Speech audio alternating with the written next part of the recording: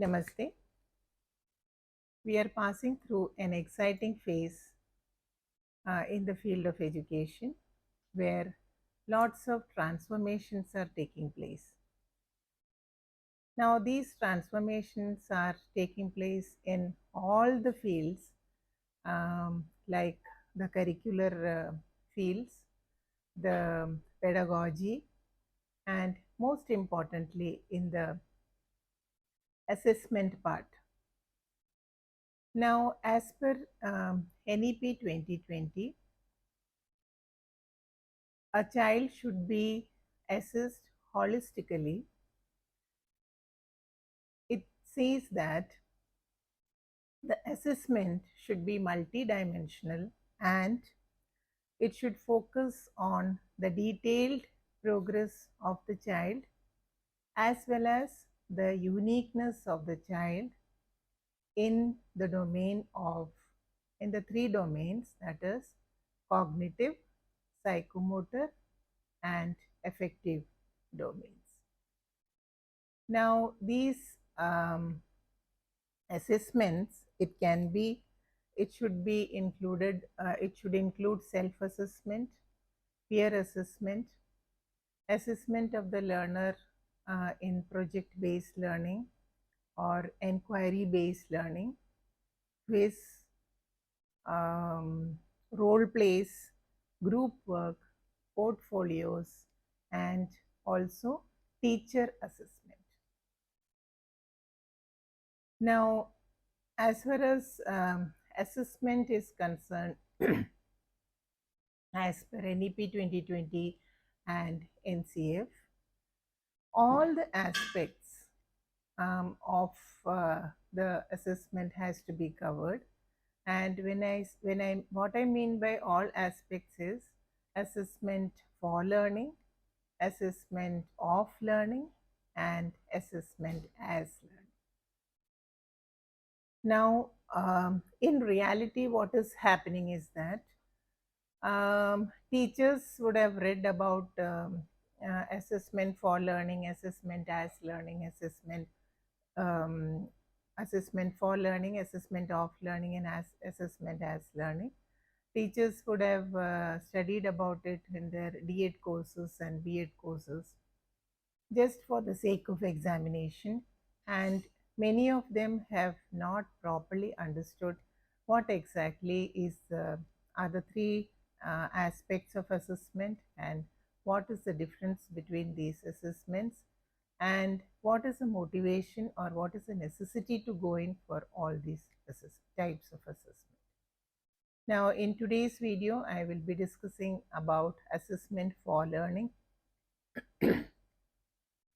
Now, assessment for learning is, first of all, the motive behind assessment for learning is to actually believe in the mantra. Once you believe in the mantra that all children are capable of learning, then only you will be able to understand what is assessment for learning, what is assessment of learning, and what is assessment as.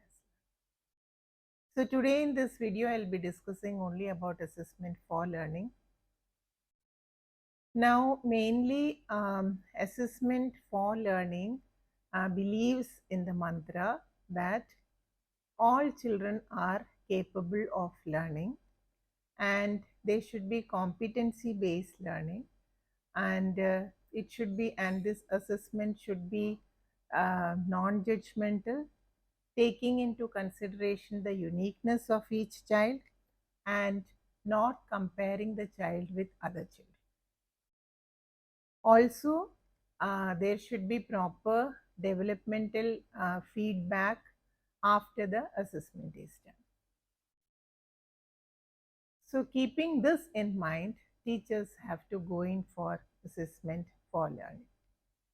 Now, I will explain this with an example. Now, let us think that we are traveling by air from Pune to Chennai. The pilot has decided the course all the people have, all the passengers, they have all boarded and everything is going fine. The pilot has started and everything is going fine. People are going to Chennai, from Pune to Chennai. Suddenly there is some issue with the aircraft or with the weather. What will the pilot do? Will the pilot change the course, or will he maintain the same course? So what the pilots will do is, according to the situation, they will change the course, keeping the destination in mind. So similar thing has to happen in the field of education also. So assessment for learning is a bridge that connects teaching to learning. And whenever the teacher is assessing, assessment for learning is taking place, the mantra that has to be kept in mind is that every child is capable of learning and every child must learn. So the strategy the teacher has to apply is, first, to find out where the children are, or where the learner is, where they have to go, that is, what is the learning outcome, where we have to take the children. So what is the learning outcome or the competency or the skill that has to be achieved, and then how to get there. So these three things should be very, very clear in the teacher's mind. For that, the assessment that you conduct, that is only called assessment for learning. Now, formative experiences, we all know that formative experiences are the experiences that shaped us as individuals. In the same way, formative assessment should be the assessment that actually shapes the learning. It is the day by day, or I should say minute by minute adjustments that you make in the strategies that you apply in your class, so that every child in the class learns. So now generally what we see in a classroom is that there is a heterogeneous group, and for some reason children are um, they don't come, they're absent for a long time. So they have some of the children, they would have lost the few hours, or they would have not understood the concepts properly. So when you're taking a new topic and proceeding the new topic in the classroom, those children who have not understood the basics of the concepts, they find it very difficult. So there our assessment for learning comes in. So when you start a class, when you go into the class, first what the teacher has to do is to find out what is the level of the children. We all know where we should know where they are. We should know where they have to go, what competency, what skill they have to achieve, and we should have the strategy how to take them there. Earlier, the purpose of assessment was mostly for recording and reporting. But as per NEP, as per NCF, the assessment part has become very, very important. There are various methods in which we assess the children. It can be a formative assessment, it can be a summative assessment, but assessment for learning is always formative. So if you have to a little bit understand, there is a confusion for the teacher to understand what is assessment for learning. So always keep in mind that assessment for learning is for formative assessment. And this is assessment that you do uh, before you start a concept or as you progress with the concept.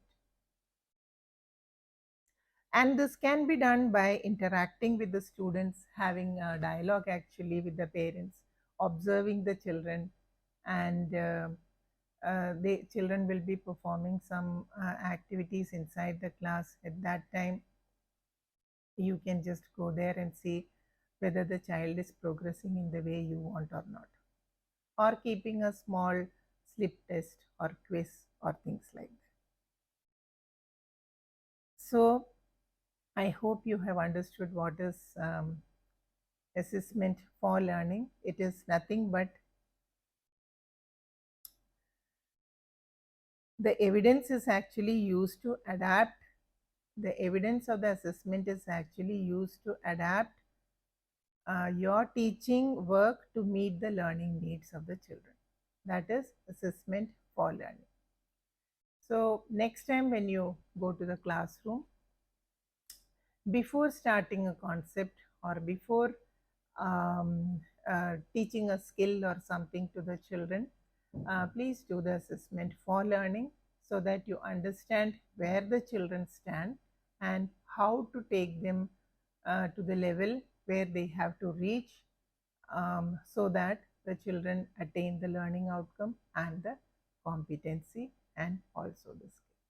Hope this video will be useful to all the teachers out there who have a little difficulty in understanding or have some confusion about what exactly is assessment for learning.